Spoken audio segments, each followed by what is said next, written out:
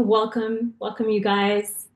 I invite you to place a hand on your heart, one hand on your heart, and one hand just above your navel. And take a few deep breaths into your whole body if you can. It is Saturday evening. I am in Toronto right now. I'm really thankful that as I breathe into my body, I can we can be here with each other. We can dive into the nuances of technology and consciousness and really start to anchor in breath after breath, moment after moment, day after day, while we're waiting for our friends from all over the country, all over the world to join us, that we are taking this time as we're waiting to actually come into coherence with ourselves. Breathe into our hearts, breathe into our bodies, breathe into the left and right shoulder, the tip edges. Breathe in left to right, back to front, breathe in top to bottom, and really see if we can luxuriate in the breath that we are, that you are, that I am, that we are together. And as you exhale, see if you can maintain the luxury of your exhale, breath after breath. I love this notion of having a hand on our heart and one hand in our sense of self. So often, if you're anything like me, doubts creep in and they really take, from our anchor, from our solar plexus. And so to breathe and allow the light, the radiance, the truth of what you already are, it doesn't matter if it's good or bad or neutral or confused, but the interface of breath is this magnificent, natural, earth-based technology that every single human has that allows us to simply be okay with where we are and who we are. So we are 3 minutes past 4 p.m. I'm in Eastern Standard Time. So I'm going to start. Hi, everyone. So as you've been breathing, if you feel called at all, I would love for you to post in the comments your name and where you're joining from, what city. And if you don't want to, that's totally fine. I also feel like it helps weave the web of all of us together. So just your name and where you're from would be amazing. You can post it in the comments. So I'll start with welcoming you. Thank you so much. This is my first live on InsightTimer. My name is Arya. And I'll start a little bit with why I'm here, and then hopefully we can get into why you're here. So on InsightTimer, my channel, my profile, my journey, my offerings are called Quantum Temple, the Quantum Temple journey, the Quantum Temple space.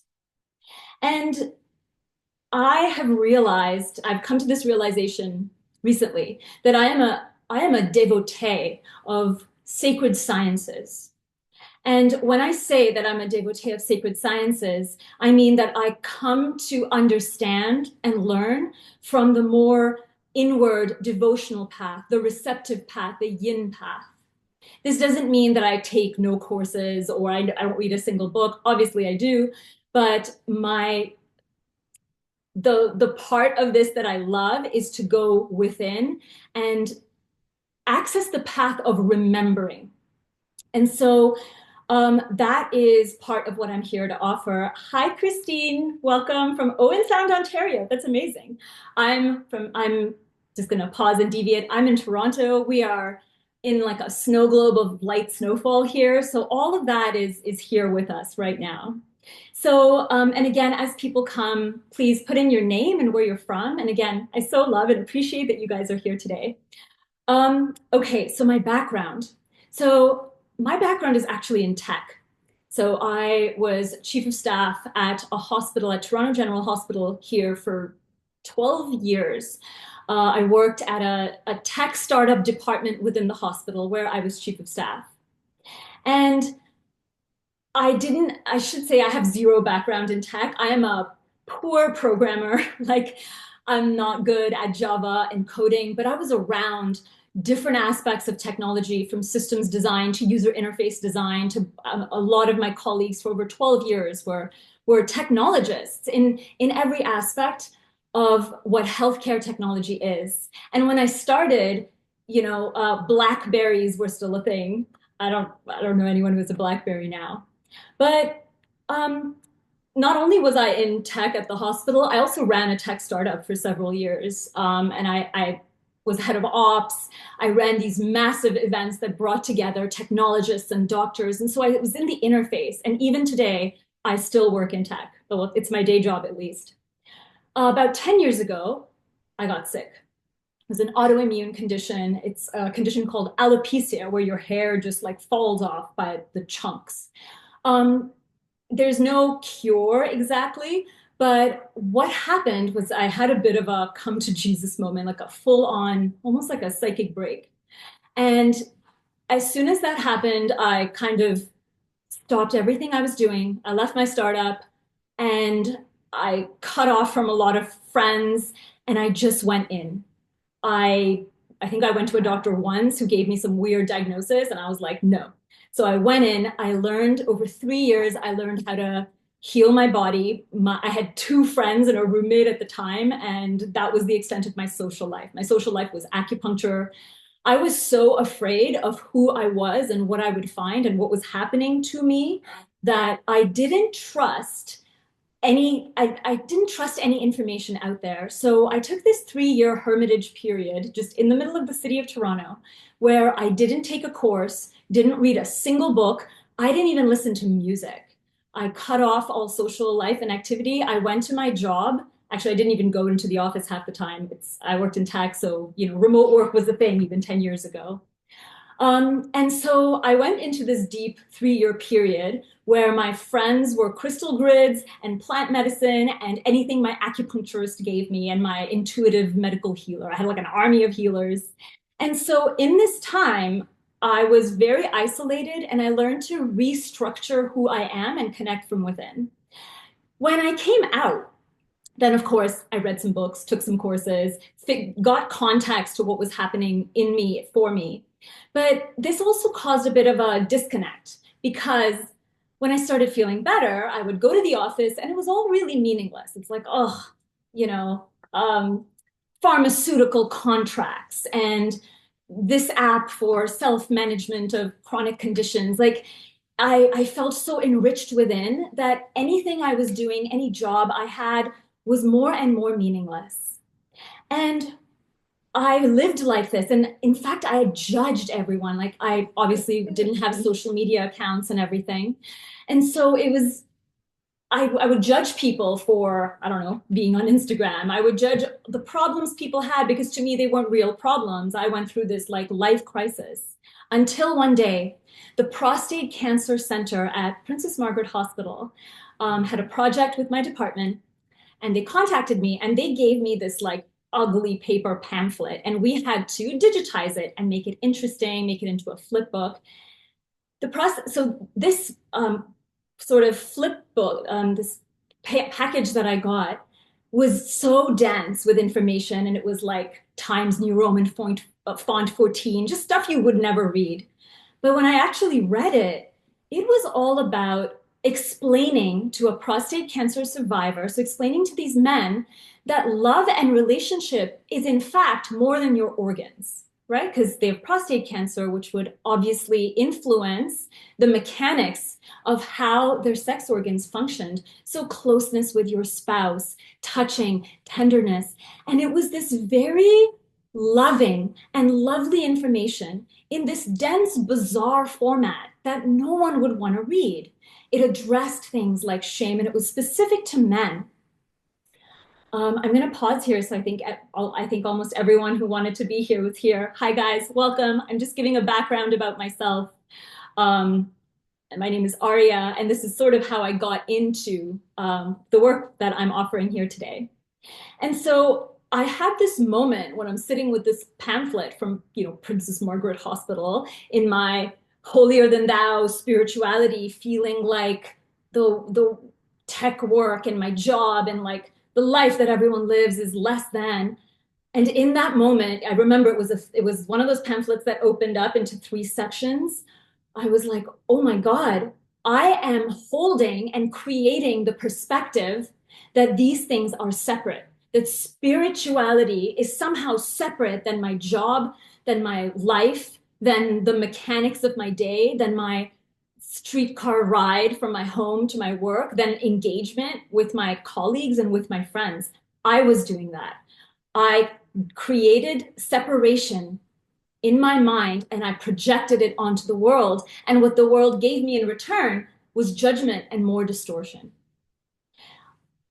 After that, this whole experience of knowing that I am creating a fractalized perspective, the medicine to this is, before enlightenment, chop wood, carry water. After enlightenment, chop wood, carry water.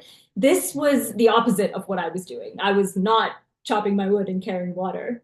So this is where the first time I felt the power of perspective. And this maybe happened 7 or 8 years ago.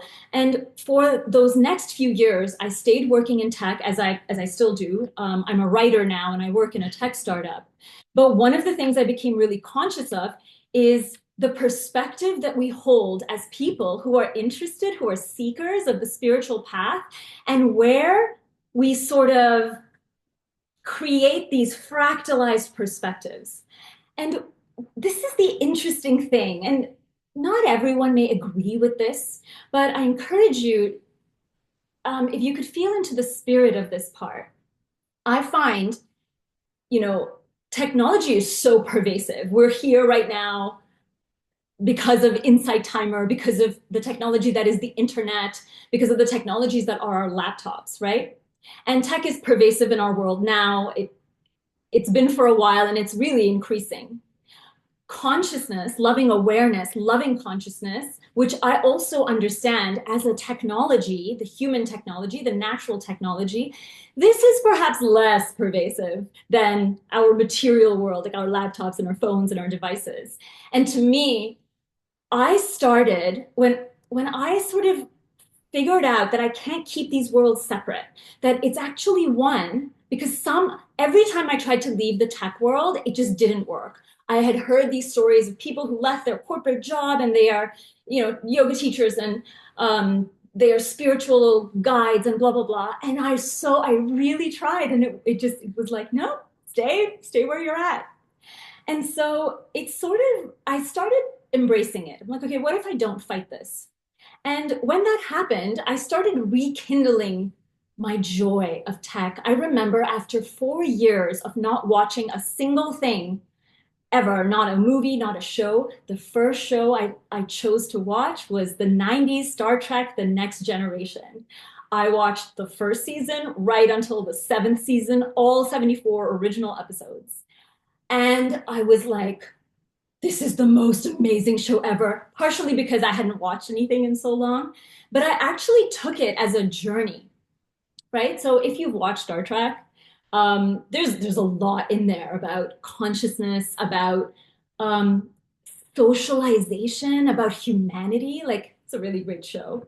But it rekindled something in me. The other thing that got rekindled was my love of comics and all things sci-fi and how that helped me sort of accept more of the spectrum of what I previously allowed humanity to be, right? And I have a whole channel on TikTok dedicated to this, but for right now, for InsightTimer, it is something that helped me see where I was at.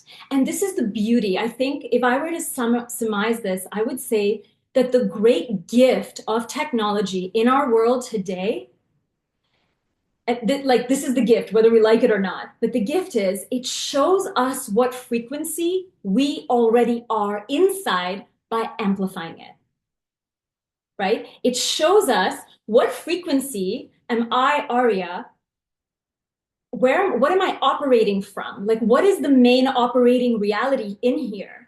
And in my use of technology, which unto itself is an amplifier, it amplifies that. So I will give you a quick example. About a day and a half ago, I was like, oh no, I have this live on InsightTimer. It's my first live. I'm so excited. And my mind just went completely crazy. I was like, oh, I could talk about this and talk about this, and I'll talk about AI, and I'll talk about nanotech, and like I'll talk about Dune Prophecy because I just watched Dune Prophecy. And I just went like my mind was all over the place when I actually sat in my inner quantum temple, which is, I have free meditations that guide you into this if you're interested, right on InsightTimer. But when I actually did the thing that I am encouraging, inviting you guys to do, I realized that all of those ideas were coming from a desire, like a simple, innocent desire in me. I want to be seen. I want to matter to these people. I want to tell them things that they will resonate with. I want them to feel empowered and excited. And I really want them to like me. That emotion was getting amplified. And had I not sat in coherence with myself and allowed myself to hear what my ego wanted, I wouldn't have been able to ground. I wouldn't have been able to align. And so this morning, when I sat into this again, it actually became very clear what needed to come through and what needed to be shared. And when I first introduced myself earlier in this video, I spoke about I understand myself as a devotee to the path of sacred sciences. And in this devotional path, in this yin path, I am able, and this is the training that I am in even now. The training is to take all our ego's desires and our needs and to see what is getting amplified by the tech in our world, by what we're doing, by our interactions, so that we can come into truth and then amplify the truth of what is. And what is a desire to come into spiritual, physical, emotional, and mental empowerment. And there are a million ways to do this. The specific nuance, the specific frequency of my offering here on InsightTimer is that we can do this with our pervasive tech, with our technology interactions.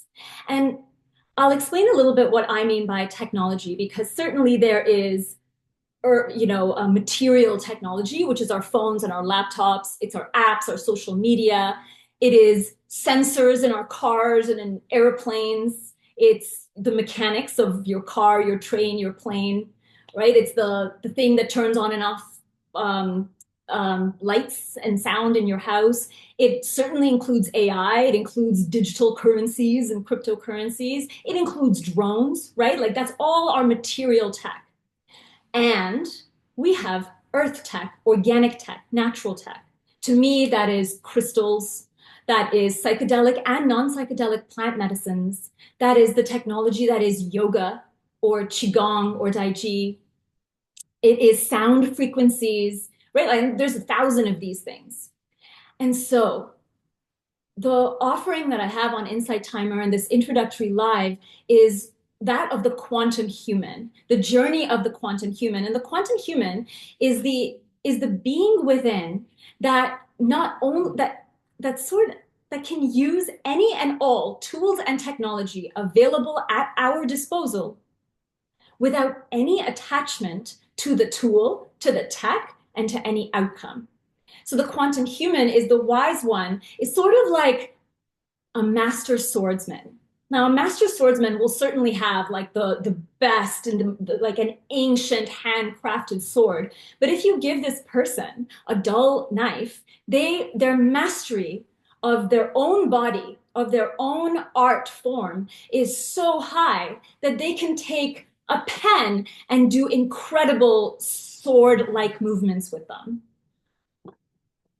You can give a master a mediocre tool and they will create mastery. And this is where I think we sometimes get caught up, right? Technology shows us, reveals to us the operating frequency that we already are. So if we are struggling with something, dreading something, resisting something, we experience hate, we experience fear, that tends to get amplified. Unto itself, technology is neutral. The technology of my laptop is just that. It's a laptop. If I use it to do to troll you and shame you and write horrible things to you. That is my conscious choice and how I use the keyboard and the screen and the platforms. That is because I have an energy that is pouring out at you. And if I choose to tell you that you are loved, that you are radiance, that how amazing is it that we are all here, that we are connected, that is also of me and of you. So I'll give you this little example. I had this really sweet client at one of my last tech talks that I did, tech and consciousness talks that I did last summer. And she was maybe 25. So certainly, she knows how to use all of the softwares and all of the apps. Like she wasn't bad at technology, but she came to me saying, she's really afraid of AI. She all she hears is her boyfriend and her dad, and they're talking about how it's going to take over the world and we're all going to lose our jobs, and like that's so scary. And I was like, oh, okay. And so in our session, I actually did not expect it to go here because in my mind, I know I kind of know the answer to this, but she was in session. So I sat with her, we took a breath, I guided her into her quantum temple. She relaxed, her nervous system calmed down. And I was like, so like what else causes you fear? Like AI technology, sure, but like where else do you have this emotion, this sort of like she articulated like fear and helplessness and dread. And she was like, well, my boyfriend and I are buying a house and we think we might move cities. But my dad and my boyfriend, they sort of have this idea of like of where and how it should all fit. So the cute thing is, I think her dad and her boyfriend got along really well. I believe they worked together. And so they had this really lovely relationship. And so her answer to almost every question I asked was, well, my dad and my boyfriend. And so she came to this realization. We were talking about money and then investments. I guess her dad and her boyfriend were making investments for her and her boyfriend. And I guess they hung out and they were bros together and they chatted. And what seems like a very cute dynamic was actually how she was experiencing it was they would have these conversations and she would almost fall into the holographic reality that they were creating. And she would feel that. She would feel fear. She would feel dread. She would feel helplessness. And it wasn't actually about AI, right? It was about a lot of decisions that involved home, money, investments, their future, which included a job market and if we would have jobs in 10 years. But her fear was older than AI, right? I mean, AI has been around for 40 years. It's just had different names. But still, like consciously, that was actually her fear. And so when there were even conversations, she intentionally didn't use ChatGPT and she was like telling me all of this stuff. But regardless, even in a conversation, her feelings, her fears, her helplessness was getting amplified. And that was sort of what was creating her reality. And the funny thing is, in truth, she didn't know what her reality was. Maybe she shared in theirs, but she didn't know. She kept absorbing theirs. And this is common for all of us, especially in the world of information technology, right? Like we're on our phones, we're on our laptops, we receive news feeds and social media posts and information. And we're constantly receiving information, news, whether it's fake or real. I'm not here to argue about that, but we're receiving it, and not a lot. And most of us do not have the grounding, the sourcing, and the discernment, as well as the joyful responsibility of pulling in the information that we require and composting what we do not require. When we eat food, the natural mechanism, the wise intelligence of our digestive tract from mouth to elimination does that. It takes the nutrients that it needs and it expels the rest in the body. When it comes to our mentality, though, we do not have the same digestive, metabolic, and elimination system. We have to learn that as humans. And we often learn it on the spiritual path. And I think the work now is how to unify the disparate, the fractalized, the pixelated aspects of reality and let go some of our judgment that is entrenched in the material world, including very real things like addiction to technology, fear of greed, manipulation, and control. But again, all these things are older than technology as we understand it today. So a lot of the quantum temple journey that I offer on InsightTimer is different ways to do that.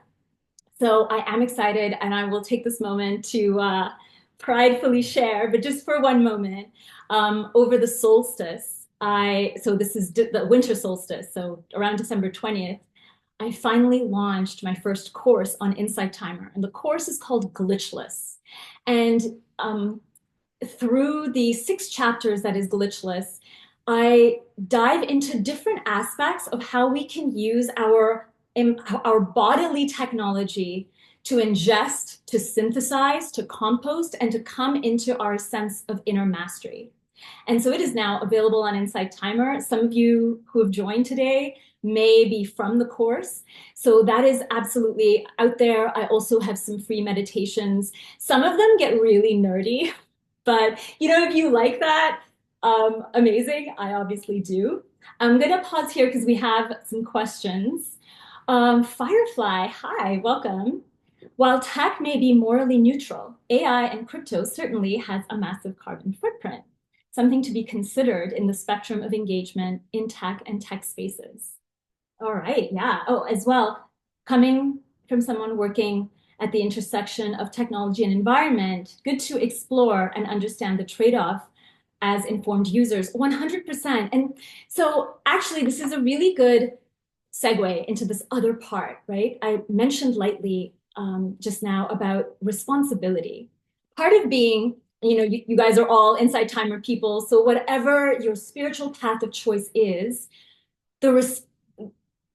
being a powerful and lovely creator, the creator of expansive and unifying love in the world, it's that quote from Spider-Man, with great power comes great responsibility. And so the responsibility to create the life experience where we are actually unifying, coming to center, coming to heart center, soul center, that also lies with us.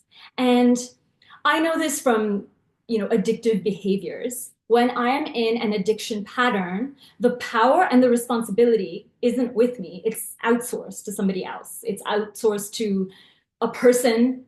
It's outsourced to a software or an app.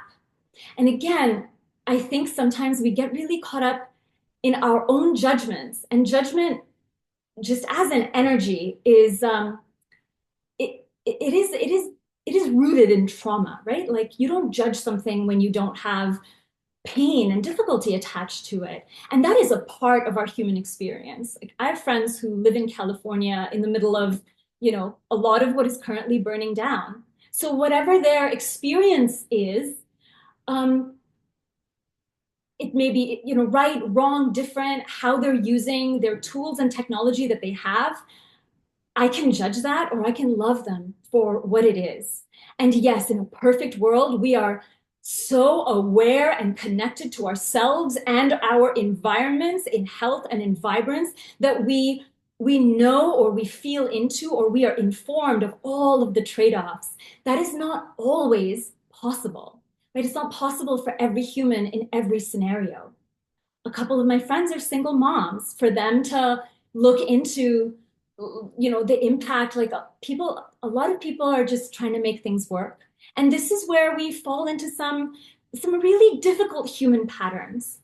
And sometimes the challenge here is, again, we get so focused outside what other people are doing. But to me, technology can show us where we are at. And in the experience that I shared with this work in Princess Margaret Hospital at the Prostate Cancer Center, I realized that I was causing judgment and distortion because I kept worlds separate. And so it was very easy for me to judge others, right? Either you fell into the world where, yeah, you're on your app all the time, or you were deeply spiritual, right? Only these two things existed. And so, of course, I judged people. So, one other fun thing with responsibility is this. I rewatched the show on Netflix called The Sandman. The Sandman Netflix show is loosely based off a DC comic book character, also called the Sandman. In this myth, the Sandman is the Lord of Dreams, the Lord of the Dream Realm. His name is Morpheus. And in a lot of the earlier comics in the 60s and 70s, he's a bit on the macabre side. The Netflix show did an interesting take on it. Again, a lot of hardcore comic book people didn't love it. I liked it. And the part that was beautiful about it is this. The Dream Lord gets captured by a human who is trying to, I don't know, not die or something like that. And so this human captures Morpheus, the Dream Lord, and imprisons him like in his basement, in like a magical prison for 100 years between 1880 to 1980. Because the Dream Lord is captured, the dreams of humanity are largely affected. And so this is the time where there's world wars and all of this stuff. This is all within the context of this comic book. And so one of the things that comes through towards the end of the first season of this Netflix show, is if people aren't sleeping, if people cannot dream, their dreams are what guides them. Their dreams are what keeps them alive. And so if they are not sleeping and if they're not dreaming, then some part of them actually dies. So responsibility here is twofold. And one aspect of it is in our dream state. This is the receptive aspect of our mind. So in our mental technology, that is our brain, mind, consciousness, unconsciousness, our dreams are the receptive, the yin. And our action mind, our conscious mind, the one that wakes up and makes coffee and makes breakfast and chooses to meditate today, all of that is our more yang aspect, right? Our action mind. But the yang aspect relies and needs the yin direction, because yin is source. It is all life. It is life force. It is the infinite source of all things. So if you think about when your laptop is low battery and it starts like, or its disk drive is full and it starts like acting all janky, and like a simple website like takes forever and you're like, what is happening? And then you plug it in, you reboot it, and it works perfectly fine. We're the same. We are just often sourced more from artificial power sources, like what I did, what other people will think of me, our social structures, our maybe cultural or like aspects of the world that are outside of us. And a lot of spiritual practices connect us into our true infinite source. And so this means that we have a responsibility for our dream realm, not as in we control our dreams, but we have a responsibility to ensure that our dreams are loved, nurtured, and cultivated, so that when we have to enact them, when we are inspired to enact them, our actions are sourced from our dreams. We are actually in right alignment with our dreams. And our dreams, our yin aspect of our mind, is more deeply anchored and connected to infinite source, God, if you are of the religious line, right? The universal one mind, if you are an alchemist. The heart of the earth, if you are like someone really connected to the earth. In our dream state, we have all that. And so this is also an aspect of responsibility. One of the things that I go through in the course on InsightTimer that I offer called Glitchless is to feel into which power source are you connected to. When you wake up in the morning, are you connected to your finite power source? The one that is, oh, people need things from you. Okay, maybe you're really good and you sit in prayer and meditation and devotion for 10, 15 minutes. you feel great, and then you go about your day. But then through the day, like things take from you, right? Like you're doing things, you're thinking of things, you're working, you're maybe supporting your family, you're out with friends.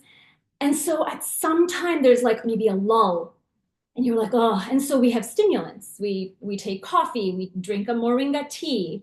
Maybe we have better habits. Maybe we work out or take a swim and all of this stuff. And all of that is good. It utilizes our life force. Within the template of the quantum temple, the place within where we are coming, learning a space of great mastery within us, we are coming to learn, we are coming to almost divinate and feel into what we actually need so that we remember to source ourselves from our natural infinite source. That can look like many things. Someone's asked, hi Samuel, how can I practice as a Christian? Uh, I think a good person to ask that is yourself, right? Like, so religion and spiritual practices are so interesting, right? Because different faiths can mean a million different things to a million different people. But whatever it is that you have faith in, that when you breathe into your heart and you feel into, the love the earth has for us, the love of sunlight or rain, the love of God, if that is the love of a specific deity or divinity, or the beating heart of the universe, whatever that is for you, what does it feel like to actually source yourself from that? What does it feel like to breathe into yourself as if you're breathing into infinite love, pouring in to your cells, into your shoulders, through your fingertips? And then what are your actions? Then what are your interactions? Then when you go on Facebook and you go on Instagram, what are you saying? What does that feel like? How are you saying it? The tone, the cadence, the words that you use. One of the things that I have like a whole like 30-minute chapter on this on my course, but it was my journey with TikTok. So I wasn't like, obviously was not on social media. I judged everyone who used social media for years and years, but I do these comic book lives. I like dress up as a certain like a character, an archetype of a comic book character that means a lot to me, that helped me unify, come into acceptance with a part of my self, my being, and I just have fun. And it's a specific niche audience. None of you need to visit it. I don't know if it'll be up your alley, but I had a lot of judgment, and I had to get over myself a lot before I launched this TikTok channel. And it's super fun. Like it's so fun. It brings joy, it brings laughter, it brings creativity. But again, there's a sense of responsibility that comes with figuring out, what do I want this to be for me? So when the iPhone 12 came out, I know we're on like 16 now, but I remember when the iPhone 12 came out, my entire office, I worked with a lot of developers, my entire office was like, oh my God, like I'm gonna get on this wait list. I'm gonna wake up at 4 o'clock in the morning. The level of devotion to making sure that they are front of the line to like get whatever the iPhone, maybe it wasn't 12, maybe it was 10. I don't remember now. It was years ago. It was when you had to line up. And I remember at some point being like, that is so interesting. Imagine if we did that to care for ourselves. Imagine if we did that to cultivate, like, I'm not a morning person, but I'm going to wake up at 4 o'clock in the morning and dedicate myself to deep prayer, deep meditation. I'm going to dance like a Sufi. I'm going to make sure my cup is overflowing so that when I log on to Zoom or to Google Meets or to whatever it is that I'm doing, whatever my job is, when I have to go drop my kids to school, I am functioning from the source of overflow, right? You can only charge your devices to 100%. Like all mechanical devices can only be charged to 100%. That is the limit of battery, like lithium batteries or otherwise. The quantum human is capable of being charged to an overflow capacity so that when we give of ourselves to the world, we're actually giving from that overflow rather than I'm running on fumes.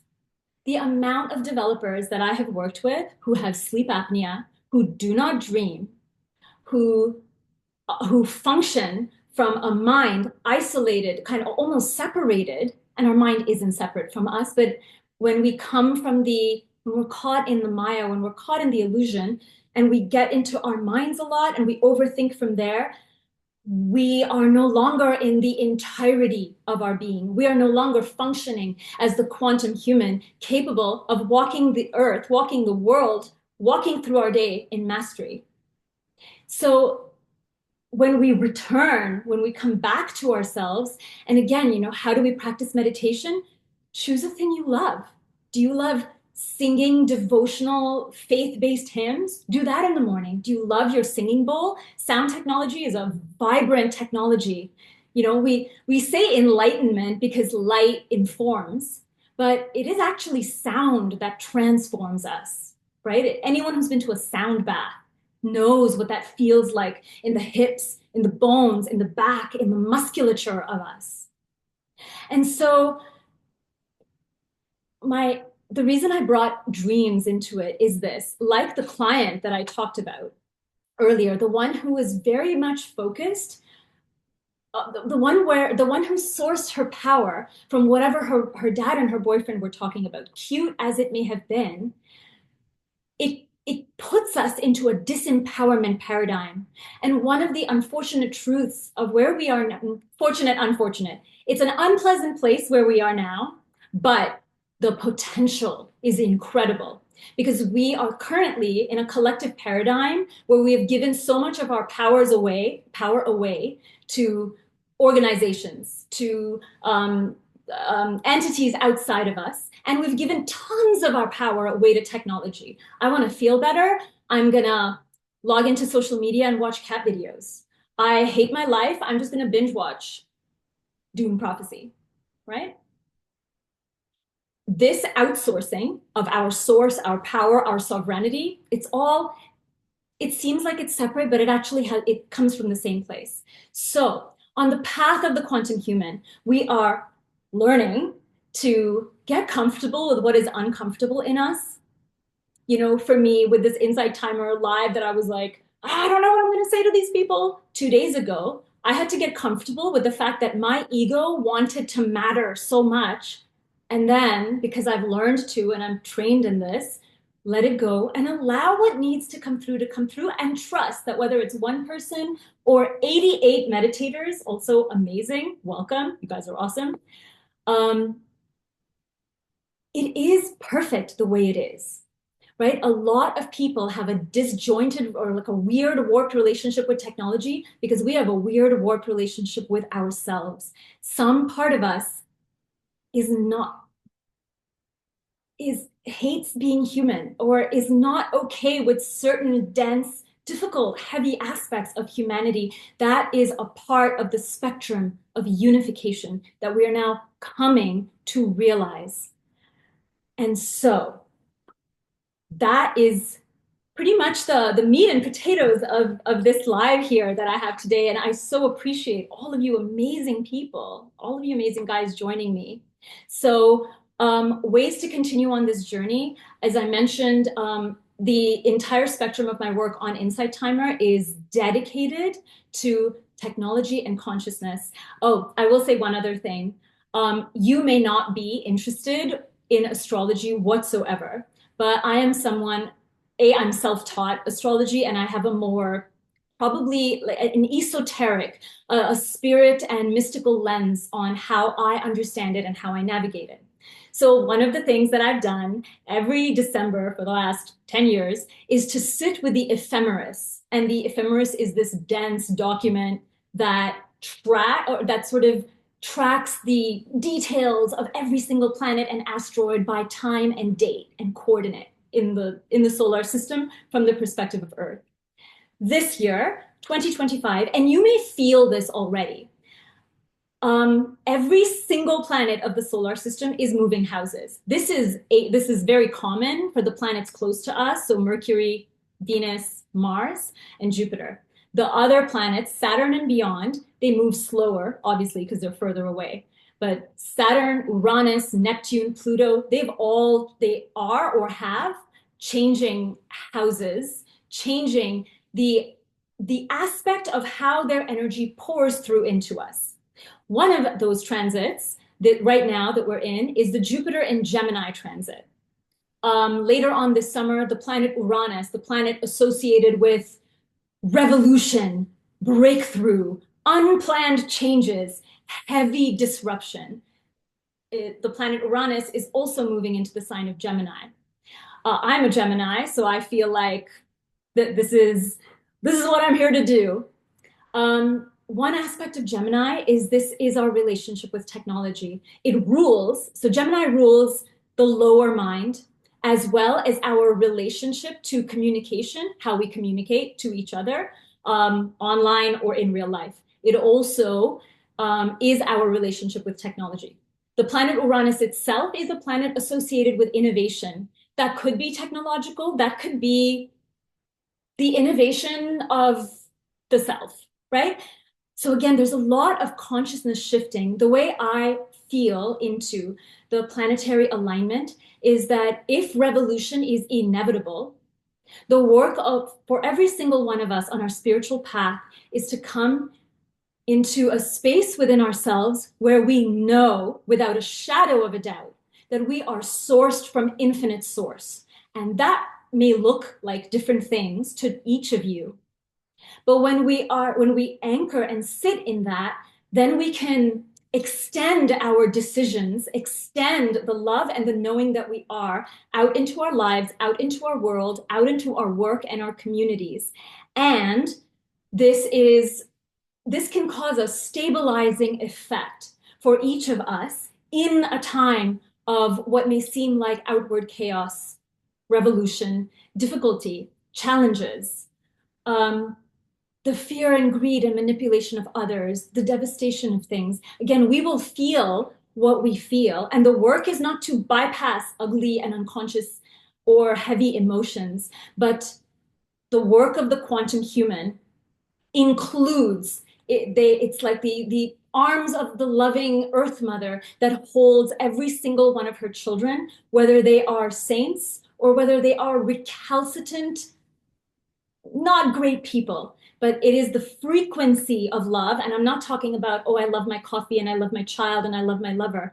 I'm talking about love as a frequency, love as the absolute unifying frequency, the frequency that decalcifies our third eye and allows us to truly look at different perspectives and feel loving perfection in every single perspective because humanity is having a collective and diverse experience simultaneously.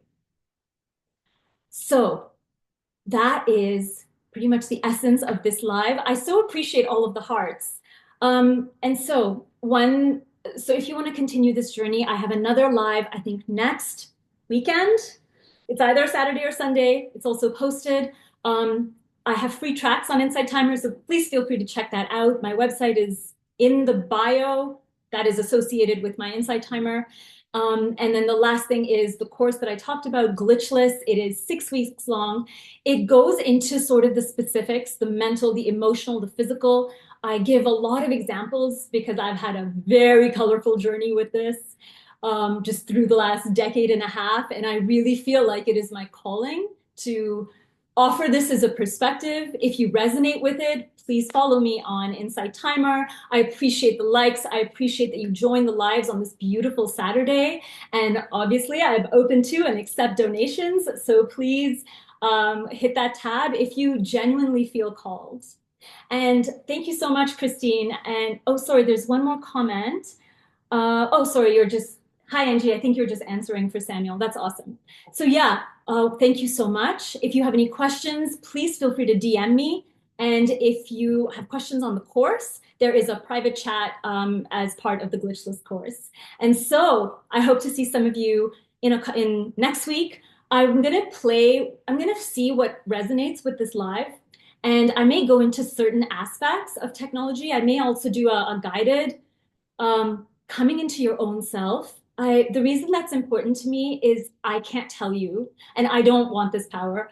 I can't tell you how to meditate and how to do a thing. Maybe there's people who are really good at that. That's not me. I can tell you that perspective is power, and I can guide you into the truth of your perspective within in in the deeper layers of yourself, in the love of yourself that already knows that that I am you and you are me, and is okay to have an experience where it doesn't look like that's the case. And so, with that, I wish you a beautiful, beautiful weekend. Thank you for spending your Saturday afternoon, morning, evening with me, depending on your time zone. And I'm Aria again. I hope to see you soon. Bye, guys. I so appreciate it. Oh, you're so welcome. You're so welcome. Thank you so, so much. I so appreciate it. If you have any other quick comments, I'll stay on for 5 minutes, but we are officially at the end of this live.